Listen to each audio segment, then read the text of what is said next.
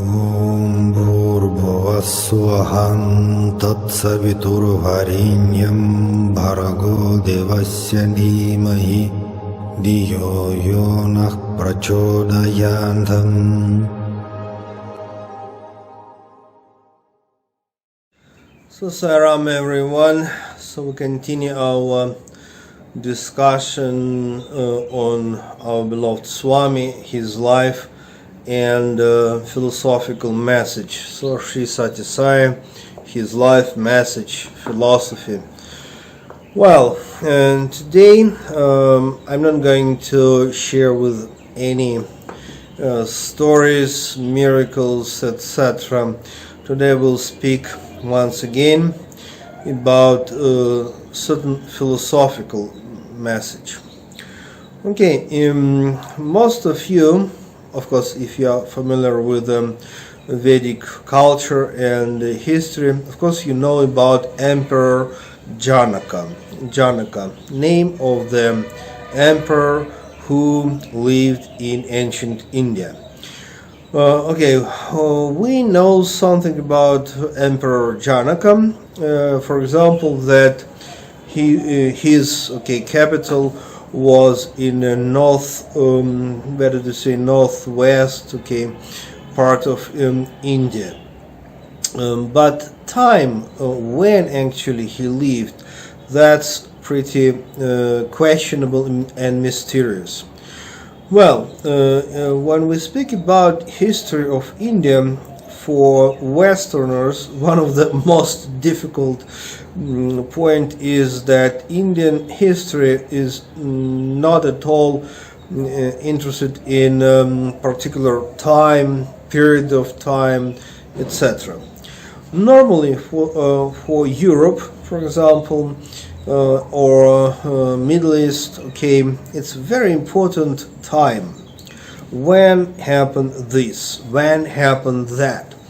When we speak about certain ancient philosophers, emperors, whatever bright personalities in ancient Greek history and culture, for example, Egypt, Palestine.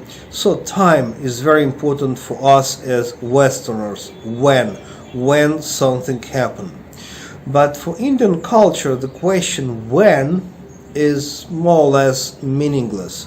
Just it happened, centuries or thousands of years back, that's enough. Actually, it's not important for Indian culture, it seems. What is important? Important is spiritual message. But when, who cares actually? So that's the reason why we don't have exactly clear information about when Krishna lived. We know that Krishna was historical personality, the divine incarnation, but when exactly? We have a few options, like maybe 3,000 years before Jesus, maybe 5,000. When Rama avatar lived, we have again few options. Some say 5,000 years before Jesus, some even 20,000, can you imagine? Of course, Western science, they can't speak about Rama avatar as somebody who lived 20,000 years before Jesus. But according to the Indian religious tradition, mostly they point the time of Rama avatar, it's like 20,000 years before Jesus. For me personally, no contradictions. Why not? Actually, basically, honestly speaking, we know almost nothing about our own history, but so why not 20,000? Of course, for the Western science, it's too much, but that's okay for me personally. Well, Janaka, he lived in the time of Rama avatar, and that's the reason why we can suppose that he was emperor of ancient India exactly something like 20 or maybe a little bit less, a little bit more, 20,000 years before Jesus. If you're ready to believe into that. Okay, actually that's obvious for me, but okay, let it be open question. And Emperor Janaka was very famous because of few reasons.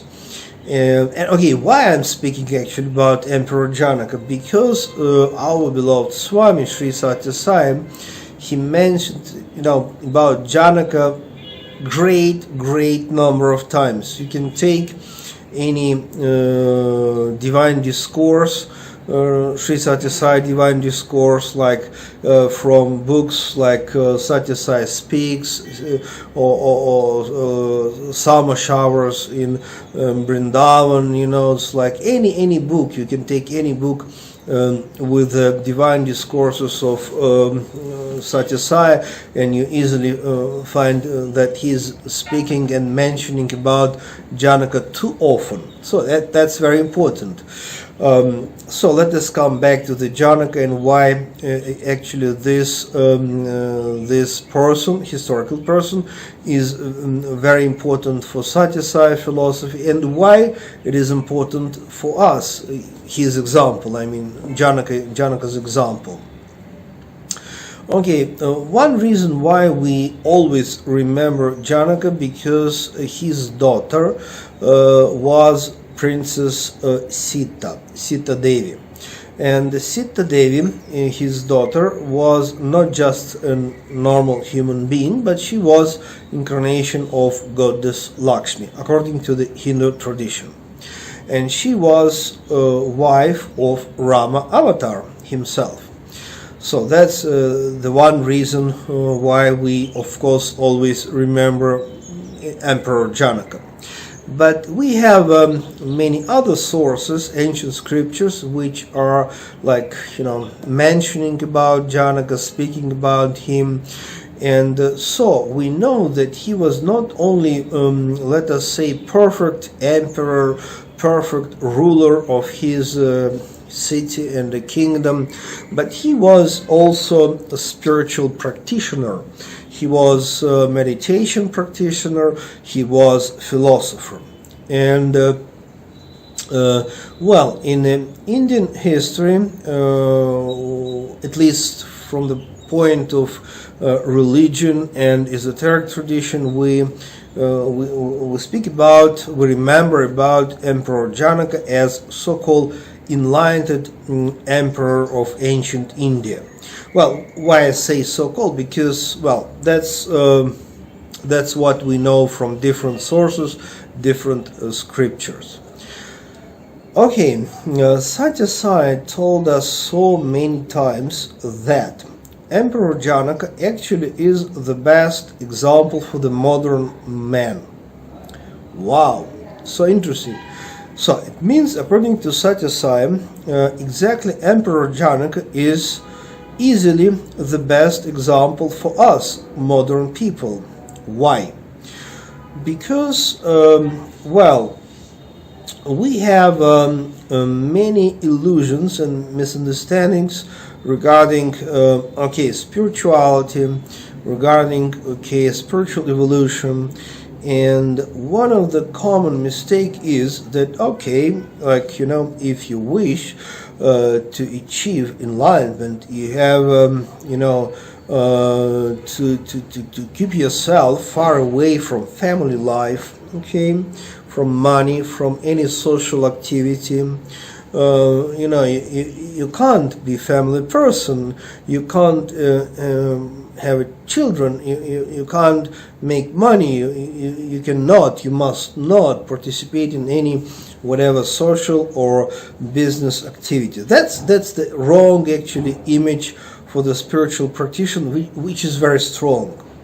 Of course, some religions, they more or less support this image of spiritual practitioner, how it should be, some branches of Hindu religion, some branches of Buddhist religion, some branches of Christian religion, of course, they support this idea of ascetic practitioner who can, achieve perfection and enlightenment. But for some Hindu, Christian, and Buddhist traditions, they speak about family people who, like inferior guys who are not fit for the, real spirituality. So that's wrong image, which is very powerful.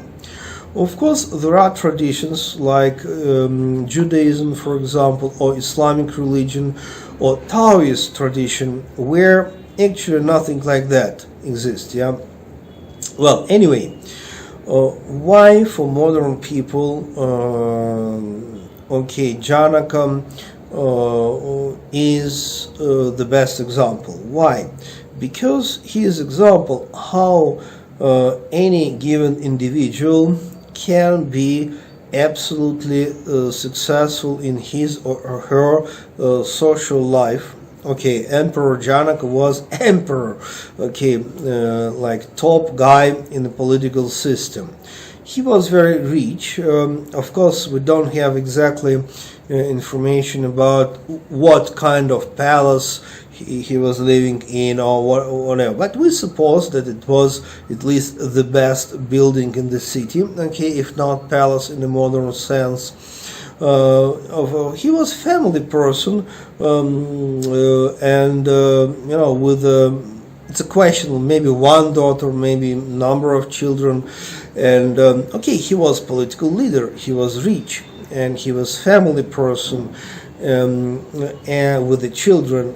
But at the same time, it was no contradiction for him to study philosophy and to practice meditation, and not just study philosophy, not just practice meditation, but to experience this what we call enlightenment.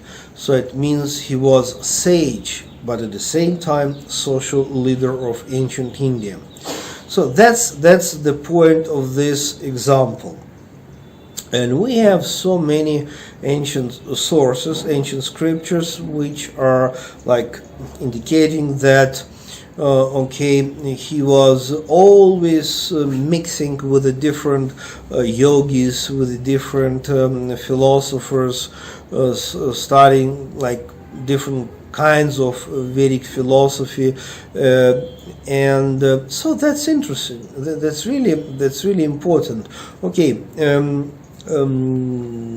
It's a balance. It's a question of balance, because if you wish to be practitioner according to certain wrong ideas, let me say, you have to deny whatever social life, family, financial success. But we have so many monks and nuns in Christian, Buddhist, and Hindu tradition, in Taoist tradition as well.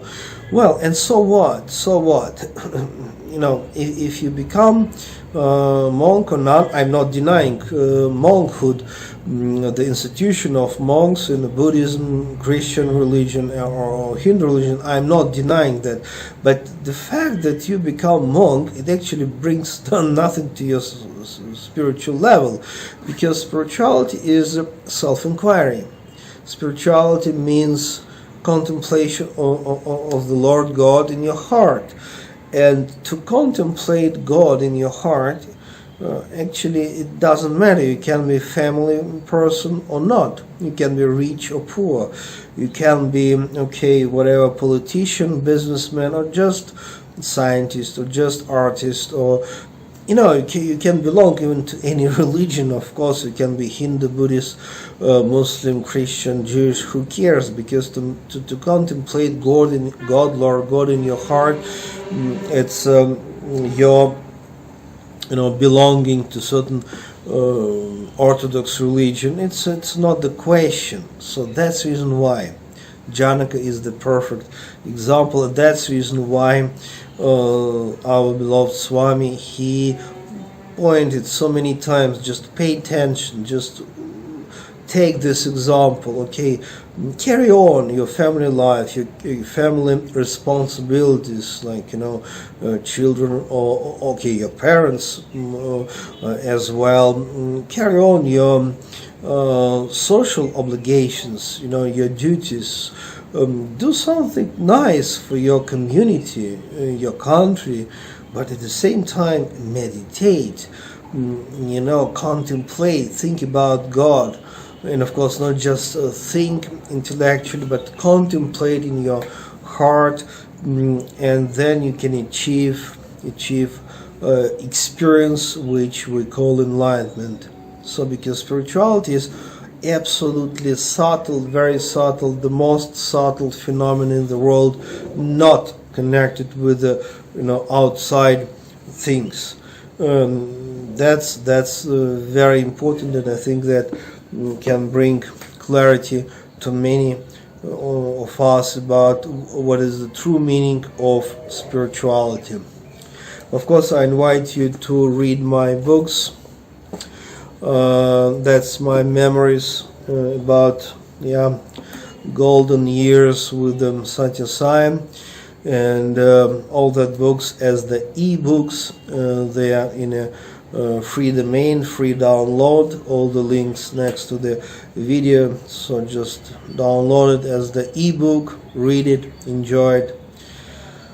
Okay, because some more stories are there, as you can understand. So, see you next time. Be happy. God bless all of us. Saram.